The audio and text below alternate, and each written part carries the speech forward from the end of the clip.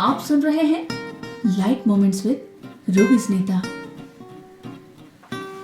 आज आपको Cape Town के एक ऐसे सर्जन की कहानी सुनाऊंगी जिसने कभी स्कूल कॉलेज का मुंह तक नहीं देखा। कैसे पॉसिबल हुआ होगा ये? आइए सुनते हैं। Cape Town medical university world में बेस्ट मानी जाती है। दुनिया की पहली बाईपास सर्जरी इसी यूनिवर्सिटी में हुई थी।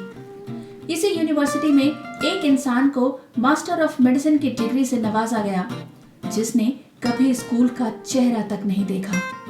साल 2003 में एक दिन अचानक दुनिया के जाने माने सर्जन प्रोफेसर डेविड डेंट ने ऑडिटोरियम में अनाउंस कर दिया कि आज हम एक ऐसे इंसान को मेडिसिन की डिग्री से सम्मानित करने वाले हैं जिसने दुनिया में सबसे ज्यादा सर्जन्स बनाए हैं।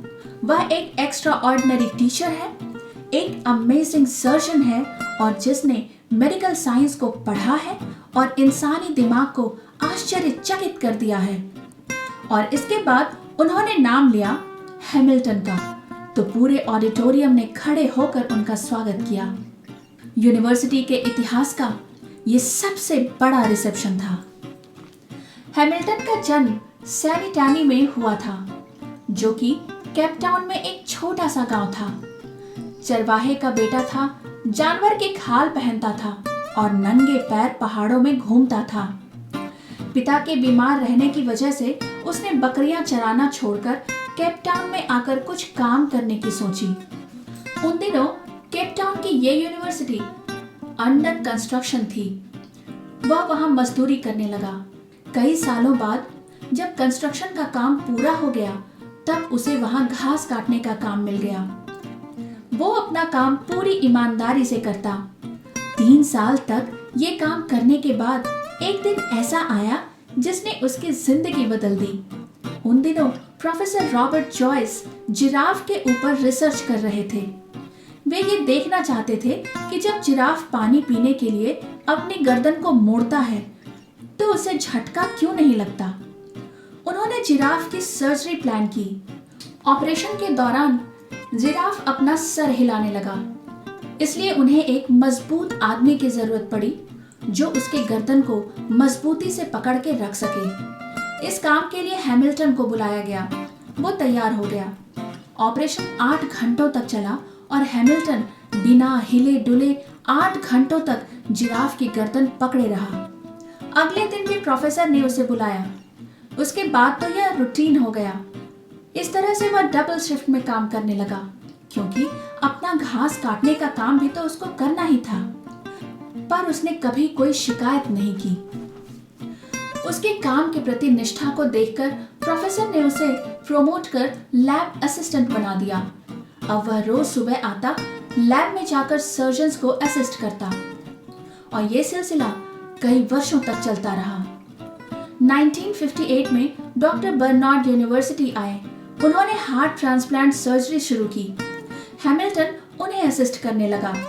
धीरे धीरे वह उन्हें एडिशनल सर्जन की तरह असिस्ट करने लगा। अब सर्जन्स ऑपरेशन करते और हैमिल्टन स्टिचिंग का काम करता। उसका काम परफेक्ट होता था। वह ह्यूमन बॉडी को डॉक्टर से कहीं ज्यादा समझने लगा था। अब तो डॉक्टर्स ने उसे एक्स्ट्रा रिस्पॉन्सिबिलिटी दे दी। अब वह जूनियर डॉक्टर्स को सर्जरी सिखाने लगा।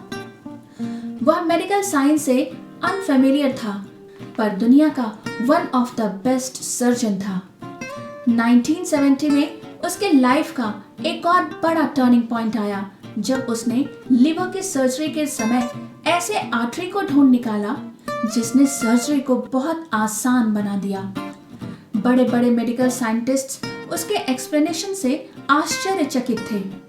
आज दुनिया के किसी भी कोने में जब कोई डॉक्टर लिवर की सर्जरी करता है और पेशेंट अपनी आंखें खोलता है तो उसका क्रेडिट हैमिल्टन को जाता है। हैमिल्टन ने ये पोजीशन अपनी लगन और काम के प्रति निष्ठा से हासिल की है। वह 50 सालों तक यूनिवर्सिटी से जुड़ा रहा। इन 50 सालों में उसने एक भी छुट्टी नहीं ली। वह 3 बजे घर से निकलता, 14 मील का सफर पैदल तय करता और 6 बजे ऑपरेशन थिएटर में प्रवेश करता। लोग तो उसके टाइम से अपनी घड़ी मिलाते थे। उसने जो सम्मान प्राप्त किया मेडिकल साइंस की दुनिया में आज तक किसी ने नहीं किया। वह मेडिकल हिस्ट्री का पहला अनपढ़ शिक्षक था। डॉक्टर हैमिल्टन की ये अनोखी कहानी बस यहीं तक थी। उम्मीद है आपको पसंद आई होगी। ऐसी ही कोई दूसरी कहानी लेकर फिर से हाजिर होंगी।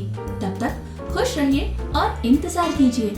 मुझसे आपकी मुलाकात फिर यही होगी on light moments with Ruby Smita.